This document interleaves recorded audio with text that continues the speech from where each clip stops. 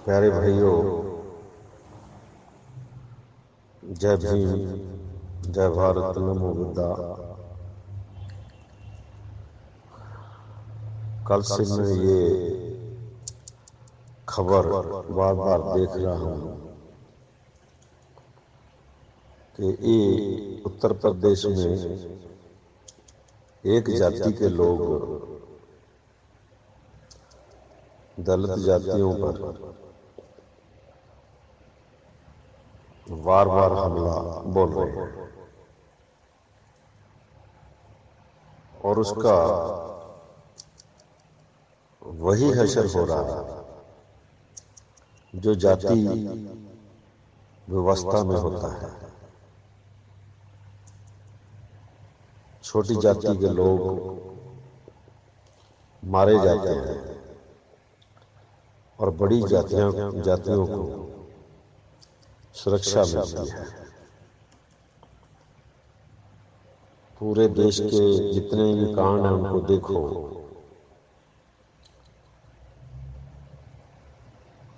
इसी तरह का पैमाना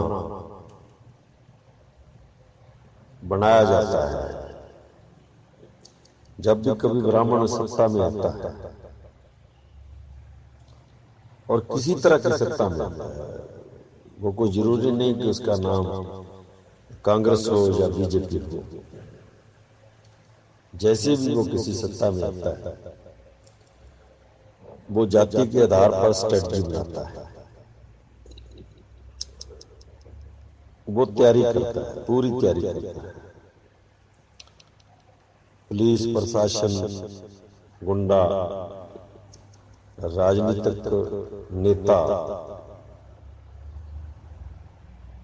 और जो लोग हमलावर होते हैं उनको एक सूत्र में बांधता है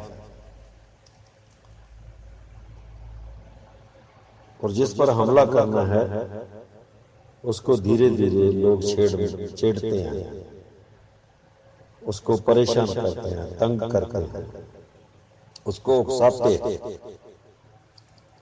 और जब ही वो कभी प्रतिक्रम करता है, चाहे वो समाज हो, जो जाति हो या धर्म का आदमी हो, तो उस पर एकदम हमला बोलता है।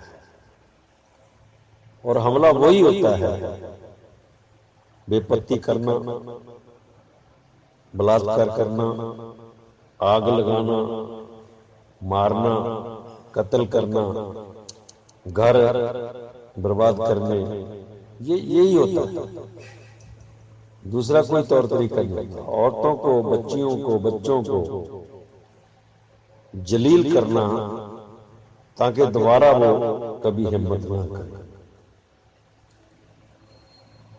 अगर लोग डर जाएं, चुप हो जाएं तो उसका काम हो जाता है, क्योंकि दहशत फैल जाती है। दहशत बनाकर रखना और फिर सत्ता में रहना, ये ब्राह्मण जाति का बहुत बड़ा हथियार रहा है। आज भी उत्तर प्रदेश में क्या होता है, वो विरोधी को चुनता है और विरोधी उसका कौन होता है? जो ब्राह्मण और उसकी व्यवस्था को चैलेंज करता है वही उसका विरोधी होता है, वही दुश्मन होता है। जैसे मध्य भागवत पुराण में दर्जनों बार यही लिखा हुआ कि भगवान तभी अवतार लेता है जब ब्राह्मण को, वेद को और गौ को खतरा होता है। यही लिखा हुआ, बार बार लिखा हुआ, और पूरे ग्रंथों में लिखा हुआ है कि भगवान जब भी ब्राह्मण और वेद को खतरा होता है तब अवतार लेता है। और मारता किसको है? वही दुश्मन, चाहे वो रावण हो, बाली हो, बलि हो, हरनाकेश हो, और जो चाहे वो वर्तमान में मुसलमान हो, सिख हो, कम्युनिस्ट हो, ईसाई हो, दलित पिछड़ा हो, आदिवासी हो, ये नाम बदलता है जमात नहीं बनती।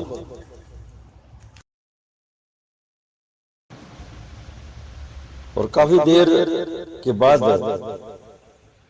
ये नई घटना जो हुई है, जब दिल्ली में इतने लोग इकट्ठे हुए, उन्होंने अपना रोष जताया और इन लोगों ने जो भीमसेना का मुखिया उसको पकड़ भी लिया है, सरेंडर कर दिया उसने। अब वो नई स्ट्रेटजी बनाएंगे। ये जो हमला हुआ है इसका भी मतलब यही है कि ज्यादा लोग उकसाहट में आए, ज्यादा लोग कहेंगे काट डालेंगे। यानी छोटा आदमी जब कहता है काट डालेंगे तो हमें समझ आती है कि इसका अर्थ क्या है। ये काट डालने की जगह कट जाने की ज्यादा बात होती है, क्योंकि 1950 के बाद ये लोग अभी तक रोटी खाने, कपड़ा पहनने, घर बनाने और थोड़ी सहूलतें पैदा करने के काबिल हुए हैं। ये जातियों में बंटे हुए लोग हैं। अभी जैसे चमार को पकड़ लिया और चमार बड़ा निशाना रहेगा पूरे देश में। जब चमार को पकड़ लिया तो दूसरी जाति खामोश रही। ये यादव से लेकर कुर्मी से लेकर नीचे तक सभी जातियां खामोश रही। जब चमार को उसकी औकात दिखा दी जाएगी, शासन, प्रशासन, नेता और बड़ी जातियों के लोगों द्वारा, और कानून की ताकत द्वारा, तो फिर दूसरी जाति का नंबर लगेगा। जब मुसलमानों पर आती है तो बाकी लोग खामोश हो जाते हैं। जब सिखों पर आती है तो बाकी लोग खामोश हो जाते हैं। जब मुसलमानों के अलावा दूसरे लोग, दलित पिछड़े हैं, आदिवासी हैं, जब उन पर आती है तो हर आदमी अपनी जगह खामोश हो जाता है, क्योंकि ये बंटे हुए लोग हैं, एक दूसरे को घृणा करते हैं। सिख भी घृणा करता है, मुसलमान भी घृणा करता है दूसरे लोगों को, दलित पछड़े आपस में बहुत घृणा करते हैं, आदिवासी को सभी घृणा करते हैं। ये घृणा जाति के आधार पर और धर्म के आधार पर बना दी थी। ऐसा लंबे समय में बनाया गया और हमारा बड़ा तबका जो है हर जाति का, वो ब्राह्मण की पूजा करता है। ये सबसे खतरनाक बात है, क्योंकि जो आदमी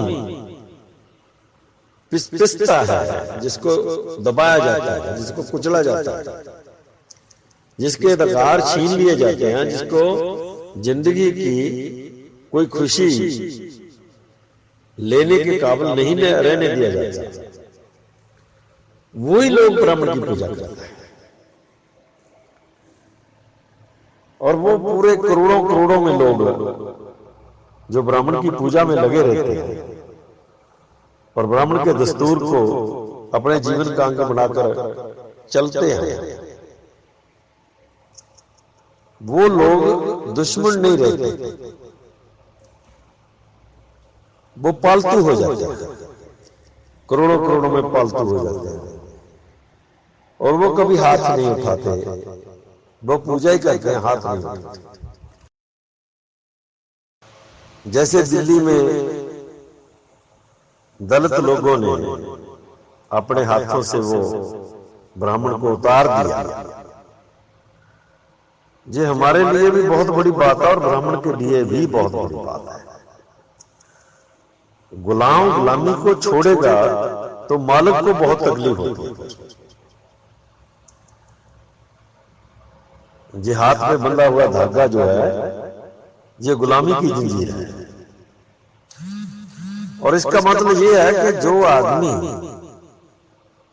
लोहे की जंजीर की जरूरत महसूस नहीं करता, पिंजरे की जरूरत महसूस नहीं करता, बंदूक की जरूरत महसूस नहीं करता, जेल की चार दीवारी की जरूरत महसूस नहीं करता, वो दो चार धागे बांधकर अपने आप को गुलामी में समर्पित कर देता है। इससे बढ़िया गुलाम कहां मिलेगा आपको?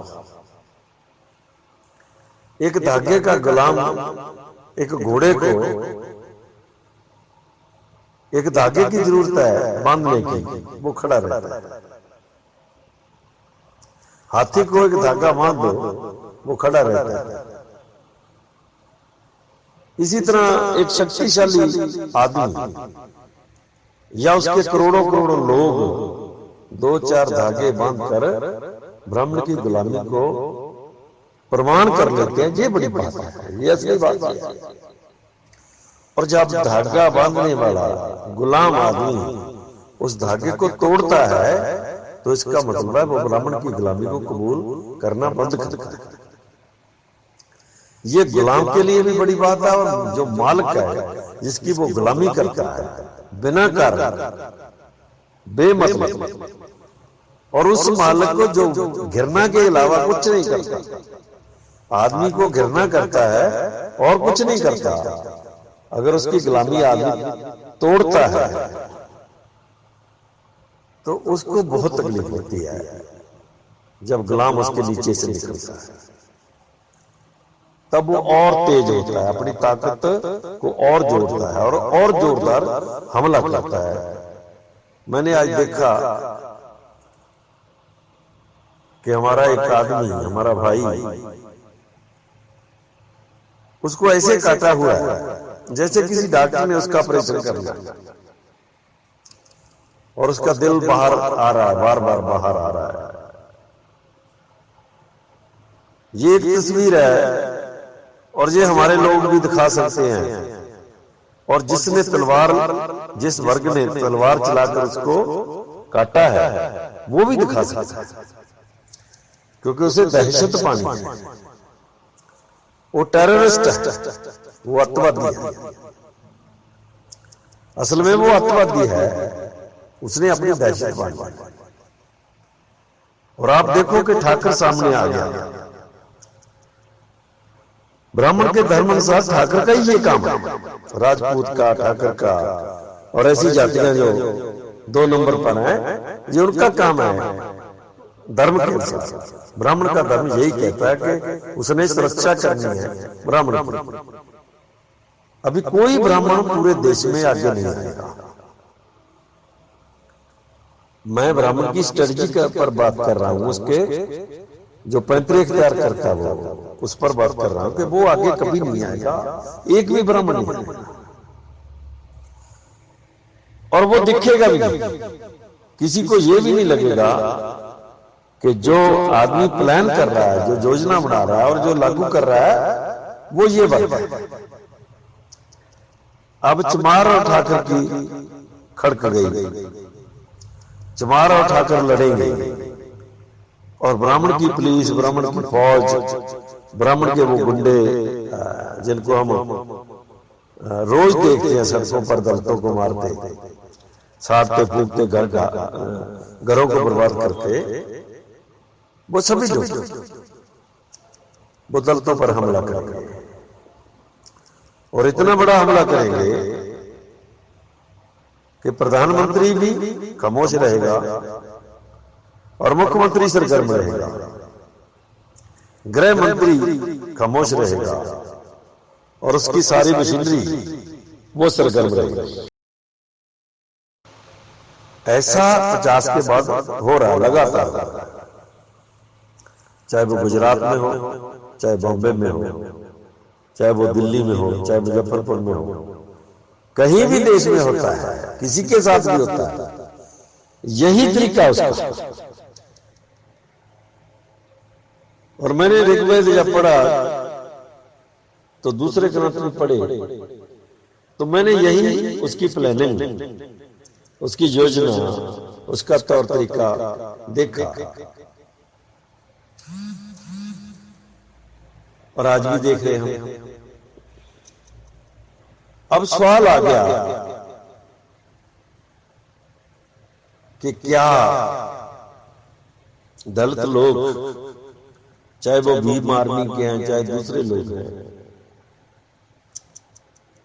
या जो लोग देश को एक समझ देने में, सूझ देने में, चेतन करने में लगे हुए हैं, ताकि भारत, पूरे देश में, पूरे भारत में लोगों को असल बात समझ लगे, क्या वो लड़ सकते हैं, क्या उनके पास हथियार हैं। मान लो कि 100, 200, 400, 1000 आदमी उठकर हमला करता है और 2-4 ठाकर या कोई ब्राह्मण या कोई राजपूत या कोई दूसरी जाति के लोग हैं जो लड़ते हुए, वो भी मर जाते हैं, चाहे वो 2 मरे या 1 मरे, और हमला करने वाले सैकड़ों मर जाए, तो 2 तरह का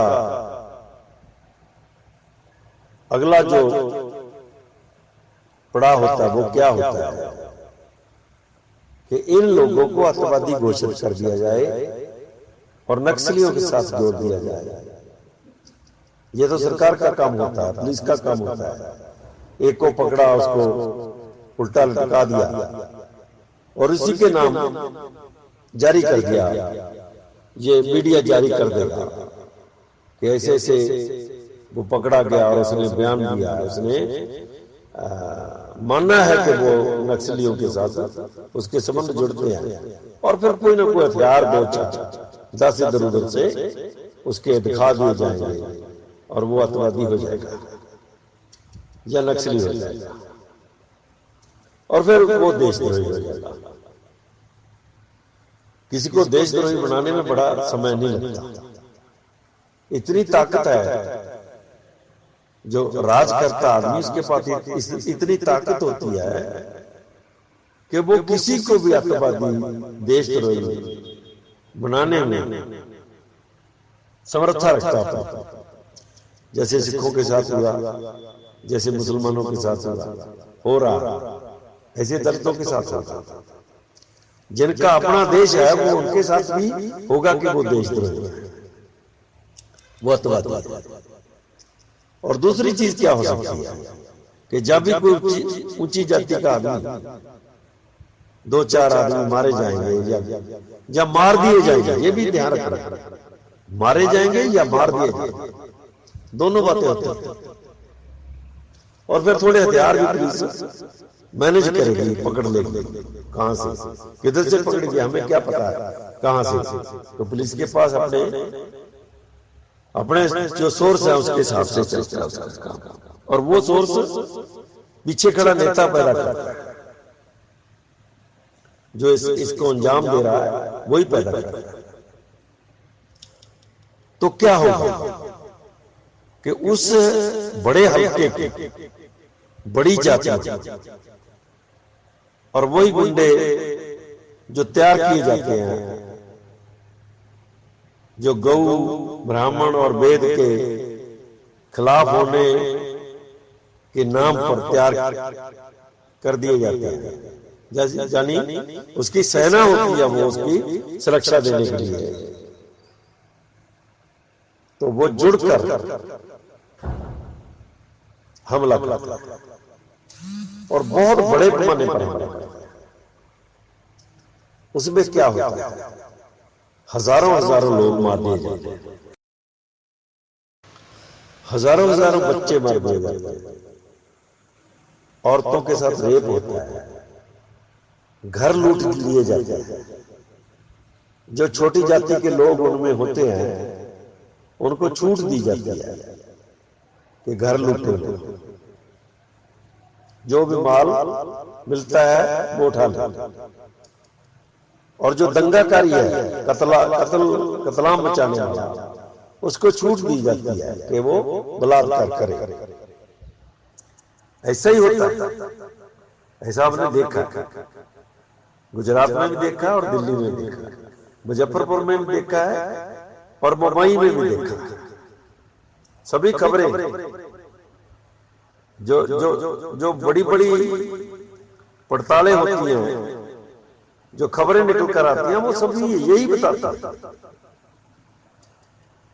कि बच्चियों के साथ, बच्चों के साथ, औरतों के साथ क्या होता है, कैसे उनको मारा जाता है, कैसे आग लगाई जाती है घर में इकट्ठे करके, तेल और गैस का उपयोग होता है और उसको मुहैया किया जाता है, रॉड, कृपान, ये गैस, ये पेट्रोल, ये सुरक्षा के अधीन मुहैया किया जाता है। सुरक्षा मिलती है और उसके अधीन ये सामान आता है।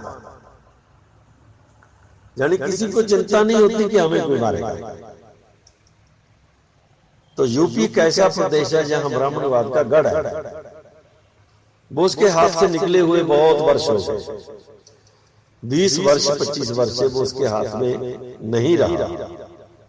तो मुझे ऐसा लगता है जैसे ये हाकिम जमात है जो ब्राह्मण की, वो यूपी को कभी भी अपने हाथ से अब जाने नहीं देंगे, कुछ भी हो जाने नहीं।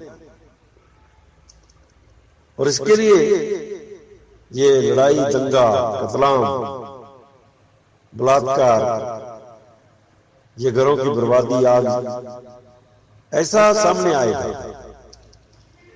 और जो लोग सोचते हैं कि हम काट डालेंगे या मार डालेंगे, अगर उनकी लंबी हिस्ट्री, इतिहास जो उनका देखा जाए, तो वो काटते नहीं है, कटते। वो कभी काटने के काबिल नहीं होते, सिर्फ काटते हैं। जब भी वो काटने के काबिल होते हैं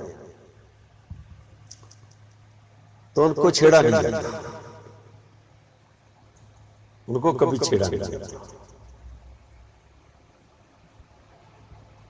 और अगर छेड़ा जाता है तो फिर सीधे जो सेना है उनकी अपनी, उस वर्ग की जो सेना है, उसको इस्तेमाल में नहीं लाया जाता, सरकारी तंत्र को इस्तेमाल किया जाता है। जैसे पंजाब के सिख है, इनको काटना बहुत मुश्किल है। भारत का कोई भी वर्ग इसको काट नहीं सकता। सिखों को काटना बहुत मुश्किल है। इनकी जमीन में जैसा इतिहास है, वो कहता है, बताता है कि ये कटते नहीं काटते, ये दंगा भी नहीं करते, कतलाम भी नहीं करते, कभी समूह में समाज पर हमला भी नहीं करते। मगर जब इनको कोई छेड़ता है, अगर इन पर कोई हमला करता है, ये मासूमियत में कट सकते हैं, मगर जब इनको पता चल गया कि हमलावर जो है तैयारी के साथ आ रहा है, तो फिर ये कटते नहीं काटते। और जब सिख काटते हैं, भारत में और दूसरा वर्ग नहीं, यही एक वर्ग है, चाहे छोटा वर्ग है, मगर इनकी जमीन में, इनके इतिहास में, इनकी पहचान में ये है कि जब इनको पता चल गया फिर ये कटते नहीं। तो उस समय जब जो कटा ना जाए, जिसको कुचला ना जाए, तो सरकारी तंत्र की प्लानिंग होती है, योजना होती है कि पूरे देश का सरकारी तंत्र खड़ा कर दिया जाए। मीडिया के साथ बदनाम किया जाए, उनको आतंकवादी घोषित कर दिया जाए, उनको देशद्रोही घोषित कर दिया जाए, और फिर पूरे देश का हिंदू वो ही बोले, एक ही बात बोले। जब वो आतंकवादी देशद्रोही पूरी दुनिया में बदनाम हो जाए, तब फिर सरकारी तंत्र अपना एक्शन करे, और उसके सहारे, जैसे हमने देखा कि अकाल तख्त पर जब हमला किया गया था, वो तो फौज के सहारे किया गया, टैंकों के सहारे किया गया। अगर जरूरत पड़ती तो हो सकता जहाज भी चलते। जब टैंक आ गए, तोप आ गई, तो जहाज भी आ सकता। तो मेरा ये कहने का सिर्फ इतना ही मतलब है कि यहां लोग कटते नहीं, काटने वाले होते हैं, उन पर सरकारी तंत्र का इस्तेमाल किया जाता है। ये पूरे देश में हो रहा है और हम देख रहे हैं। अब दो बातें होने वाली हैं कि या तो दहशत में आ जाओ, खामोश हो जाओ और दुश्मन से दूर निकलने लगो, डर कर, उसे बचकर। रात को सोते समय ये दिमाग में रहे कि अगर चूहा भी कोई खड़का करे, कोई आवाज दे, तो आदमी को लगे कि वो आ गया।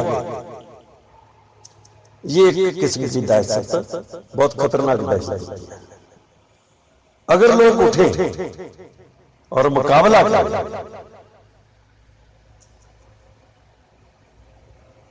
तो फिर उनको पूरी प्लानिंग के साथ समाज का हमला हो उस पर। धार्मिक लोग हैं, जो कट्टरवादी लोग हैं, जिनको तैयार किया गया है ऐसे कामों के लिए, उनकी एक बड़ी फौज है जो समाज की, उसके साथ बड़ा घेरा बनाकर बड़े पैमाने पर सैकड़ों गांवों पर, जैसे पहले वीपी सिंह के जमाने में हुआ था ऐसा आगरा में, वो मुझे याद है।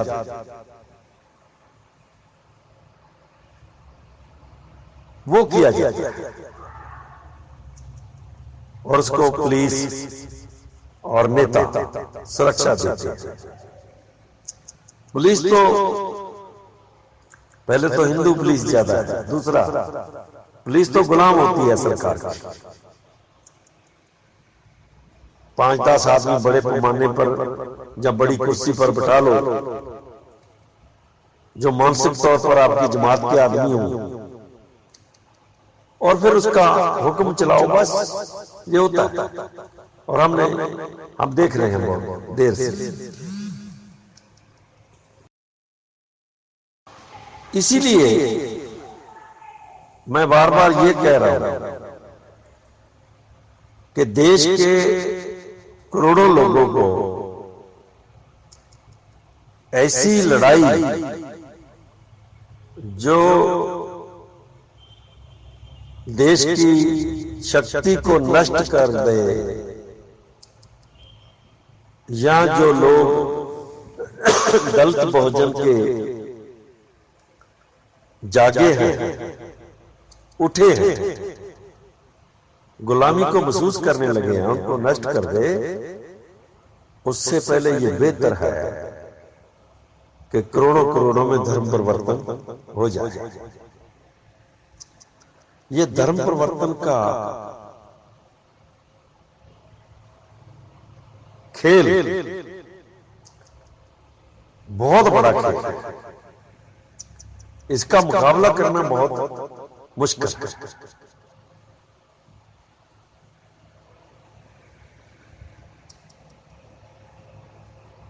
यानी पूरे देश में अगर करोड़ों लोग एक साथ धर्म परिवर्तन करते हैं और हिंदू धर्म को छोड़ते हैं, इसका मुकाबला नहीं किया जा सकता। ये अधिकार संविधान का अधिकार भी है और तुम लाठी डंडा लेकर तलवार लेकर भी नहीं चल रहे, और तुम पर इतना बड़ा हमला भी नहीं हो सकता। अब ईसाइयों पर हमला होता है कभी कभी, क्यों होता है? वो छोटे छोटे 100-100, 200-200 के ग्रुप होते हैं, उनको मारा जाता है। मगर जब करोड़ों लोग धर्म परिवर्तन करते हैं, ये धर्म परिवर्तन का मामला नहीं है, ये धर्म का मामला भी नहीं है, ये मामला गुलामी को छोड़ने का है। जैसे दिल्ली में हजारों लोगों ने हाथ में से वो ब्राह्मण की गुलामी का धागा तोड़ दिया और जमीन पर छोड़ दिया और जय भीम बोल दिया, ये आजादी का मामला है, गुलामी से निकलने का मामला है, पिंजरे से बाहर आने का मामला है। ये युद्ध का मामला नहीं, ये बहुत बड़ा युद्ध जीतने का मामला है।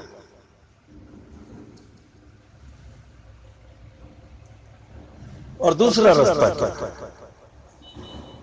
कि सिखों, दलितों, पिछड़ों, आदिवासियों, मुस्लिमों और ईसाइयों के बीच जो सारे के सारे 99% शूद्र हैं, इस देश के मूलवासी हैं, या उनके बीच एक दूसरे का साथ देने का जज्बा पैदा हो जाए। मुसलमान ये महसूस ना करे कि उसके साथ मोदी खड़ा है या ईसाई खड़ा है, सिख ये महसूस ना करे कोई मोदी है, ईसाई है, इसी तरह दलित पछड़े वो महसूस ना करे कि हमारे साथ कोई दूसरा आदमी खड़ा है। ये दूसरा शब्द जो है ये बीच में से निकल जाए और आदमी को लगने लगे कि हम अपने आदमी, ये सभी अपने आदमी हैं।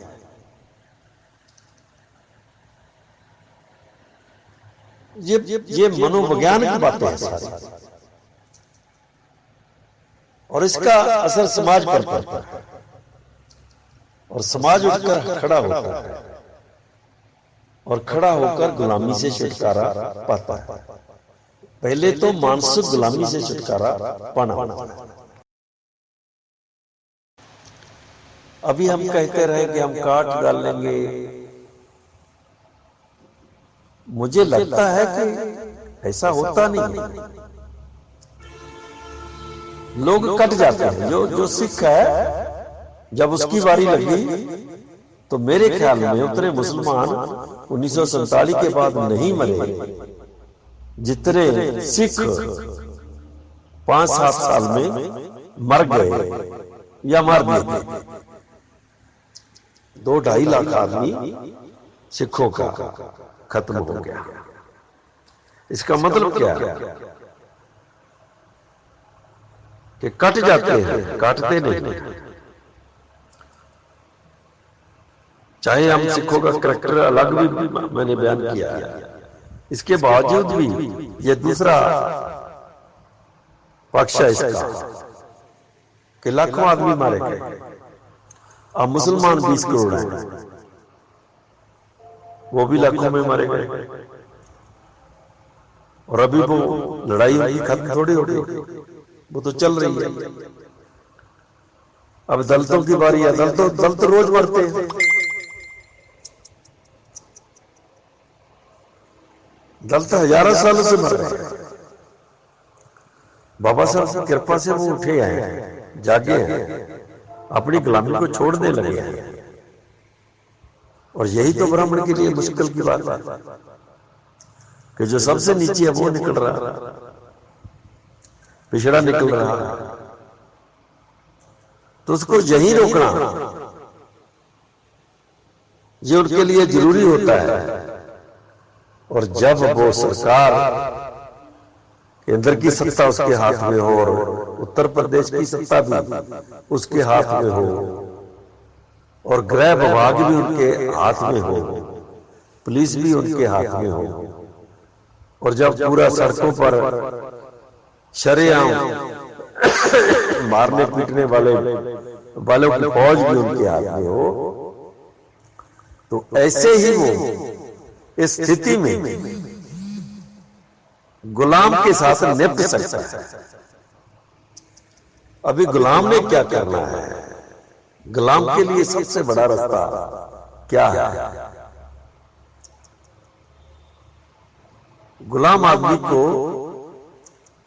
गुलामी से छुटकारे पाने का सबसे बड़ा रास्ता हमारे बुजुर्गों ने जो दिया है उसको भी समझना है। काशीराम जी मान लो कि वो धर्म परिवर्तन करते, इससे पहले वो मर गए, मान लो कि वो जिंदा रहते और ठीक ठाक रहते और फिर वो धर्म परिवर्तन करते, तो कम से कम 2-3 करोड़ आदमी उनके होते धर्म परिवर्तन कर जाते। ऐसा हम कर सकते थे।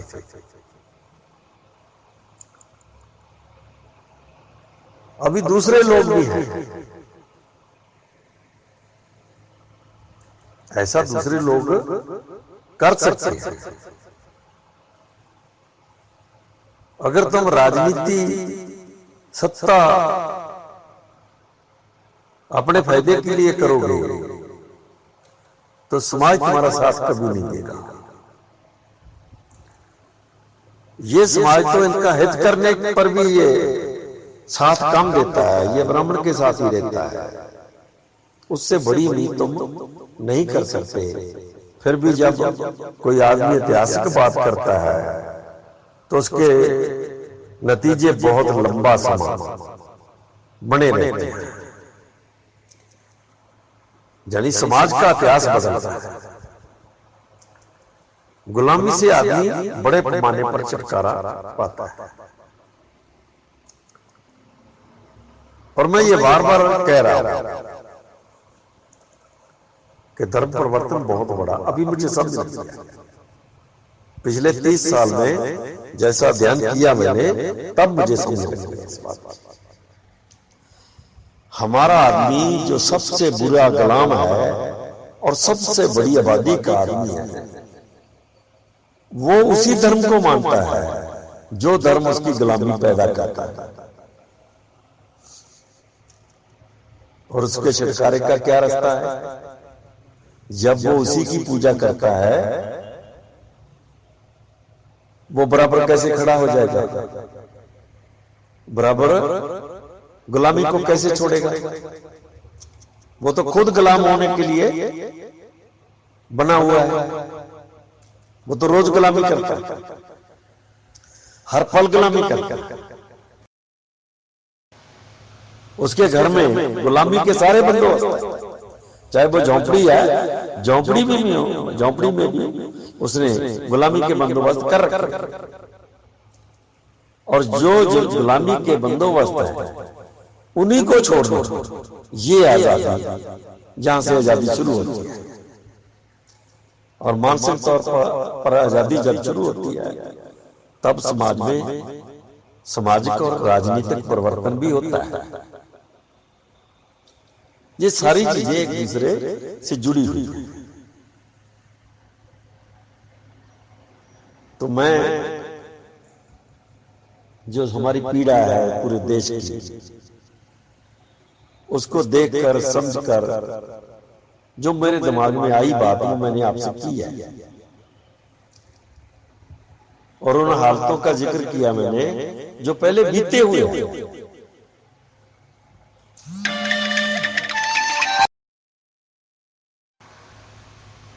तो मुझे मेरे भाई लोगों, मेरी बहनों, मुझे यही कहना है कि हमने 50 के बाद जो देखा है और उसका जो रूप देखा वो एक जैसा है। मुसलमान सिख से अलग है, सिख से ईसाई अलग है, और इनसे पिछड़े अलग है, उनसे दलित अलग है, उनसे आदिवासी अलग है, उनसे कम्युनिस्ट अलग है। मगर उनकी जो दुर्दशा वो अलग नहीं है। दुर्दशा और गुलामी दोनों एक है, बिल्कुल एक जैसे है। और जैसे ही उनकी दुर्दशा और गुलामी एक जैसी है, वैसे उनकी मार कुटाई भी एक जैसी है। वही कतलाम झेलते हैं, वही मार कुटाई झेलते हैं, वही गरीबी और दरिद्रता झेलते हैं, और वही लोग हैं जो उनके घर उजाड़े जाते हैं। वही लोग हैं जिनकी औरतों के साथ बलात्कार होता है। वही लोग हैं जिनके पेट चाक किए जाते हैं, बच्चे बाहर निकाल दिए जाते हैं और उनका गला काट दिया जाता है। ये वही लोग हैं जिनको घरों में बंद करके कहीं गैस ना, कहीं वो पेट्रोल छिड़का उनको आग लगा दी जाती है।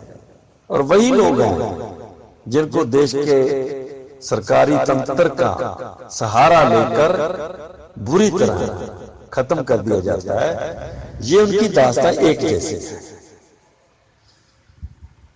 चाहे वो सिख है, चाहे ईसाई है, चाहे मुसलमान है, चाहे दलित है, चाहे पिछड़े हैं, चाहे आदिवासी हैं, और चाहे कम्युनिस्ट भी हैं। अभी कम्युनिस्ट लोग हैं जो, उनको भी पता चलने लगा कि उनके लोग जो हैं वो दलित पिछड़े हैं, सभी उनके साथ ऐसा ही होता है। वो खुद अलग है मगर दास्तां एक है। और इसका इलाज क्या है कि जो लोग हाथ की गुलामी नहीं तोड़ सकते, वो देश का समाज और सत्ता कैसे बदल सकते हैं? सत्ता हासिल कर लेना, कुर्सी पर बैठ जाना, यही सत्ता नहीं होती। सत्ता में बैठकर समाज में परिवर्तन करना, यह सत्ता होती है। और यह ब्राह्मण को सबसे ज्यादा पता है। ब्राह्मण से ज्यादा कोई नहीं जानता इसको। आज उसके हाथ में सत्ता है और पूरे देश की ताकत उसके हाथ में है। अब वो जानता है कि मुझे परिवर्तन के लिए, पर उसका परिवर्तन क्या है? गुलामी पैदा करना। गुलामी पैदा करना उसका परिवर्तन। मगर दूसरे लोगों का सत्ता में आना क्या होता है? आजादी पैदा करना। गुलामी तोड़ना, आजादी पैदा करना, ये परिवर्तन। तो मैं सोचता हूं कि हमको सभी को बहुत गंभीर सोचकर फैसले लेने चाहिए। और जो आदमी बोलते रहते हैं इनमें पता नहीं कौन अपना आदमी है और कौन दुश्मन का आदमी है। अरे हम जब बोलते हैं हमें नहीं पता होता कि हमारी कहानी दुश्मन कह रहा है जहां हम खुद कह रहे हैं। जब हमें अफसाना होता है तो दुश्मन भी हमारी बोली बोलता है। जब जानवर को पकड़ना होता है, मारना होता है, तो उसी की बोली में शिकारी बोलता है। तो मैं भाइयों इस देश को, इस देश के संविधान को, इस देश के लोकतंत्र को सामने रखकर यही बात कह रहा हूं कि हमें करोड़ों करोड़ों में धर्म परिवर्तन की जरूरत है।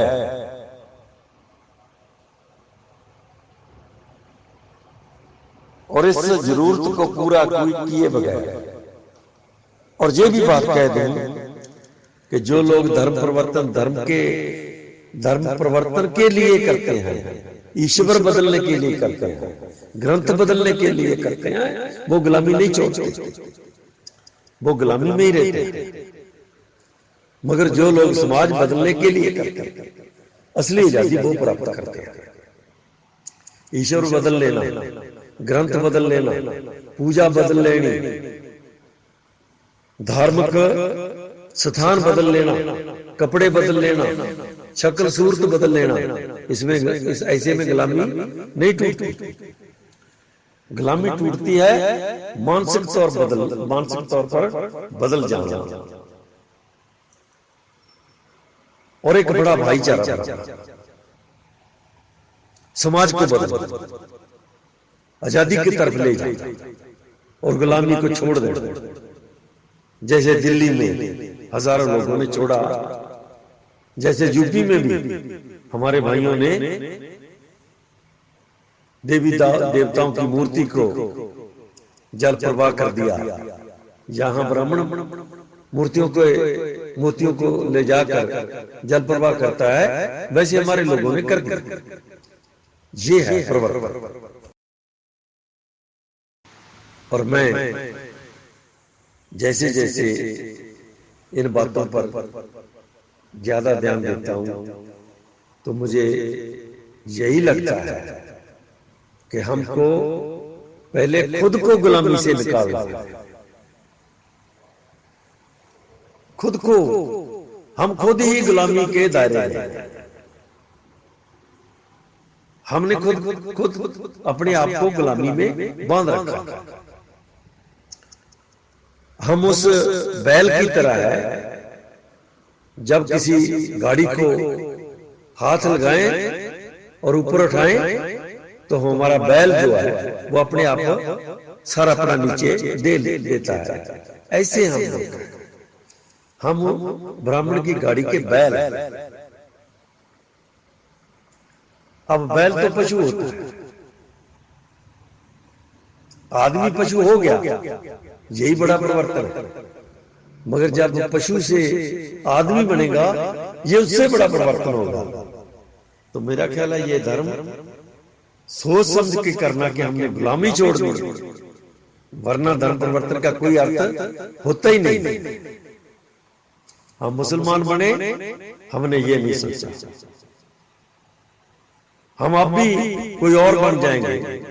अगर नहीं सोचते कि हमें गुलामी छोड़ दी है, तो ईश्वर बदलना है, धर्म स्थान बदलना है, शक्ल बदलनी है, ग्रंथ बदलने हैं, पाठ पूजा बदलनी है, कीर्तन या भजन बदलने हैं, और कुछ नहीं। और ईश्वर बदलने वाले कभी समाज नहीं बदलते, ये बात याद रखना। इन्हीं के साथ मैं अपनी बात खत्म करता हूं। जय भीम, जय भारत, नमो बुद्धाय।